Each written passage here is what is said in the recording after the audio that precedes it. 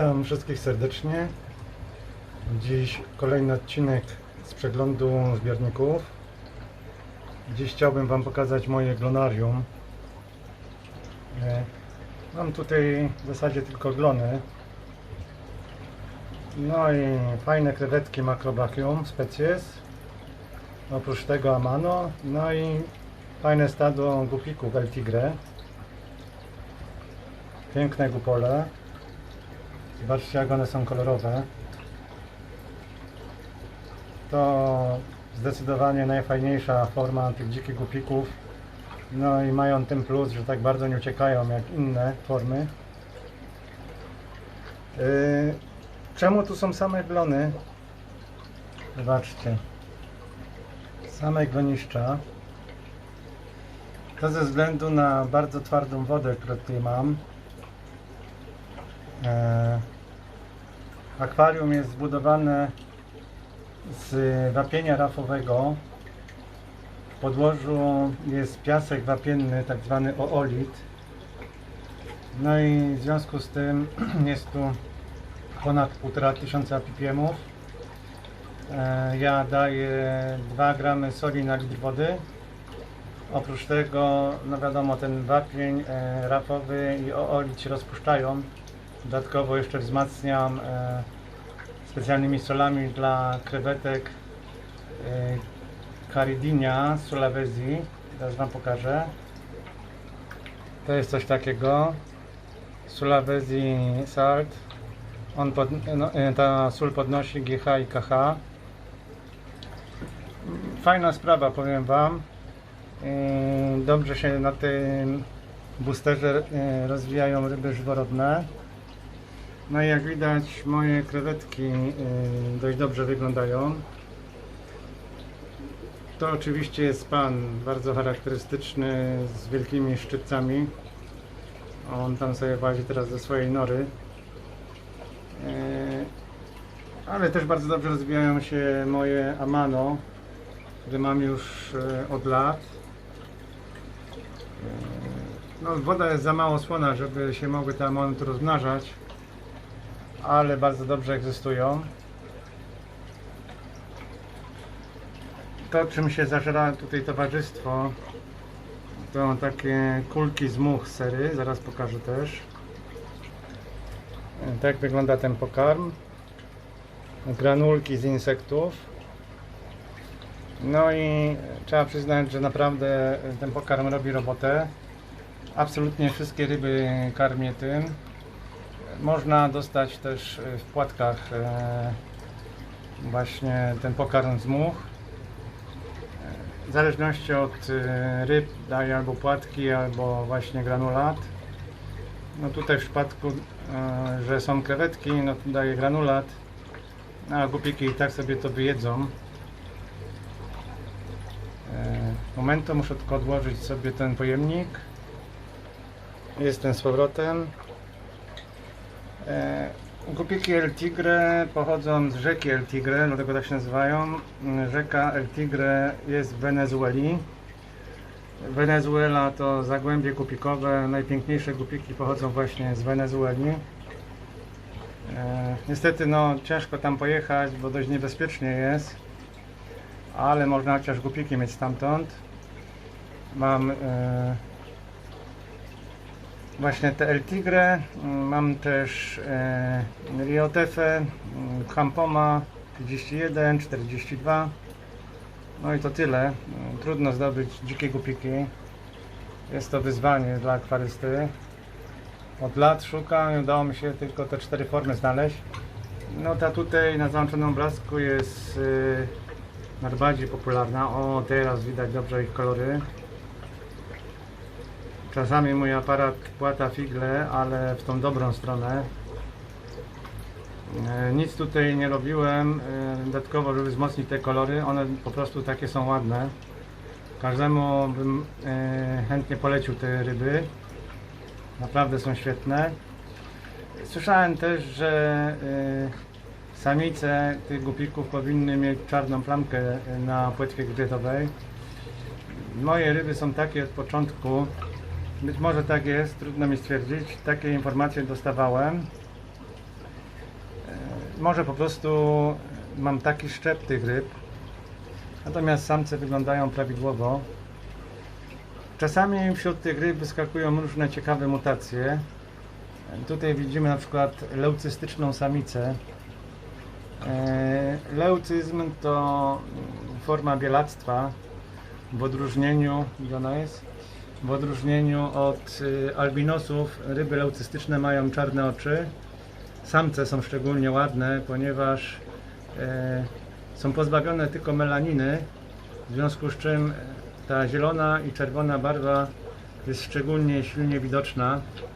Najpiękniejsze ryby to leucystyczne samce z formy Santa Maria Bleeding Heart, ponieważ są żółte jak takie żelki i mają bardzo silnie taki neonowy czerwony pasek przez całe ciało. El Tigre też są ładne, ale jak widać u nich tej czerwieni jest mniej niż u Santa Maria Bleeding Heart, w związku z czym u leucystycznych samców są takie ciapki czerwone na przemian z zielenią. Czemu tu rosną same glony? No tak jak już wspomniałem, jest tu bardzo twarda woda. Jest tu bardzo twarda woda. O, zobaczcie jak samiec się chowa. Przepraszam za dygresję.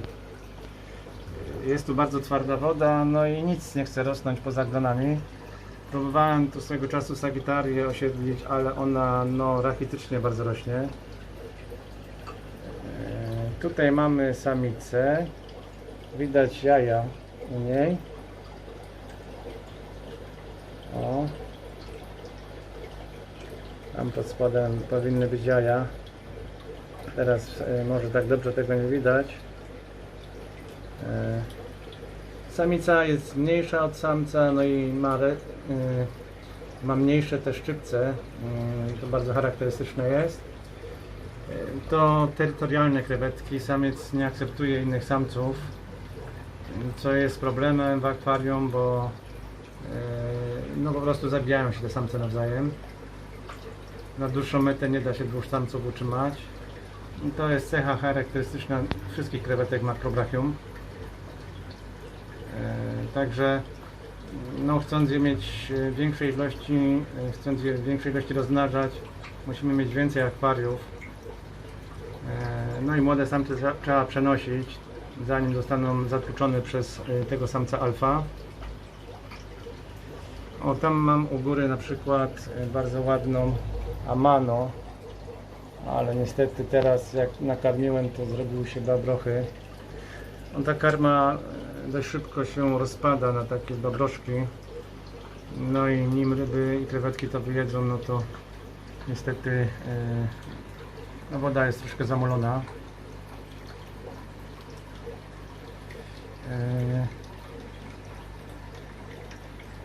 Akwarium ma już prawie 3 lata.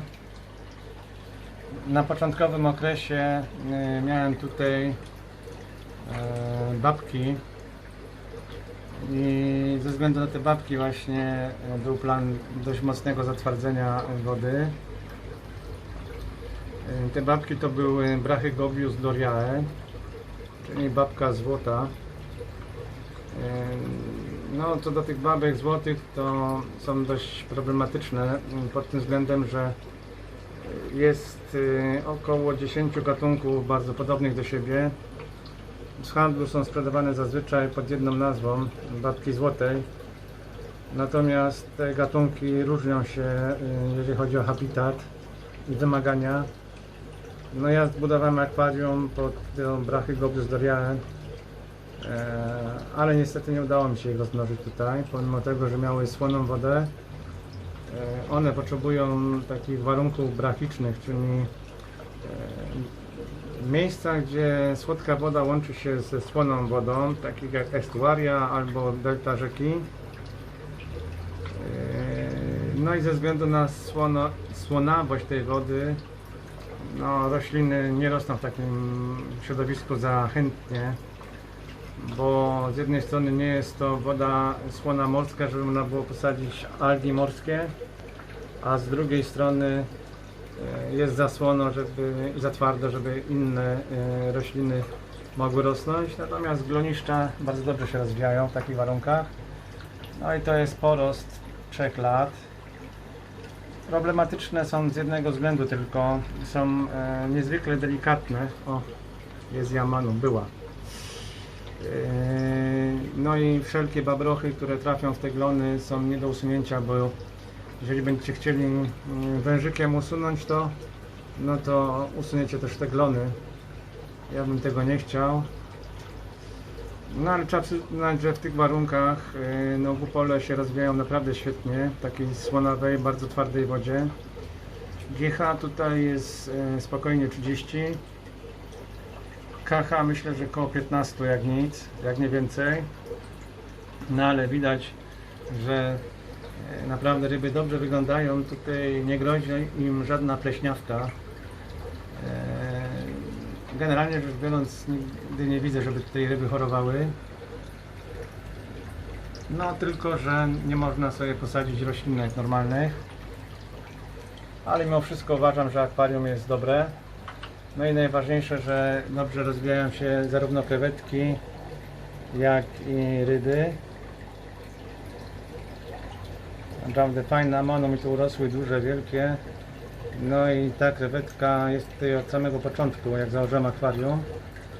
Zobaczcie, jaka jest duża. Ona ma no tak prawie 4 cm, ale niektóre są większe tutaj. Przynajmniej dwie takie olbrzymie samice mam tu gdzieś, ale no teraz ich nie widzę. Tu jest jedna z tych mniejszych.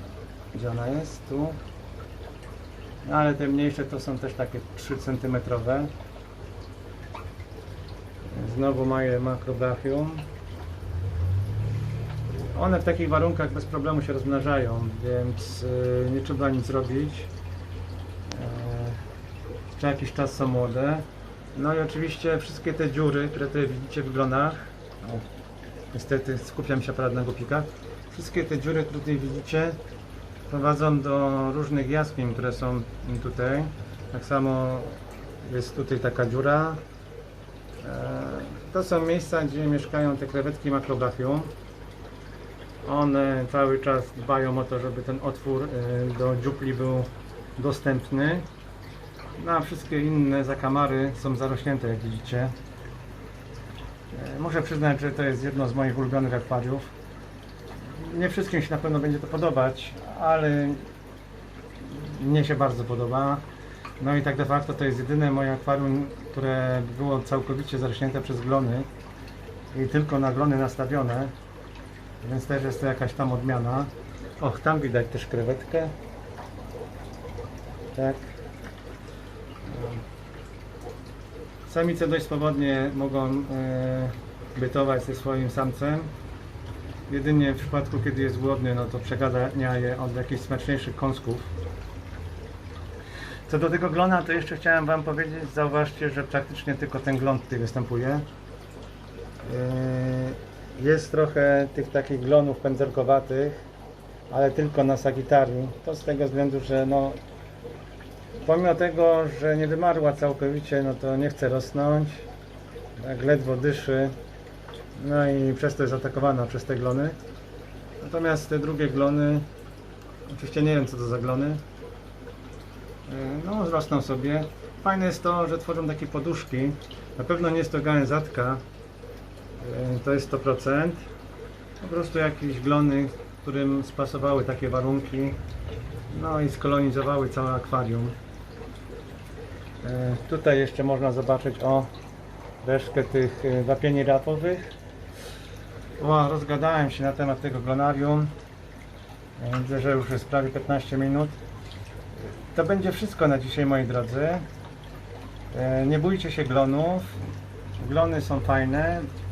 No, może nie kiedy porastają wasze rośliny, ale wtedy, kiedy porastają różne stałe części kompozycji akwarium, tam gdzie nie mogą rosnąć rośliny i no, są nieodzownym składnikiem natury.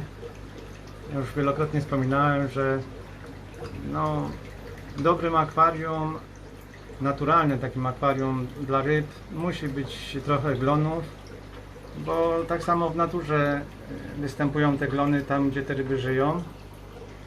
Zbytnia sterylność w akwarium też nie jest sprzyjająca. Oczywiście to też nie jest takie 100%, bo akwarystyka to nie nauka ścisła i zawsze są jakieś wyjątki od reguły. No bo każdy gatunek ryb, krewetek, ślimaków czy innych organizmów wymaga specyficznych swoich warunków ulubionych.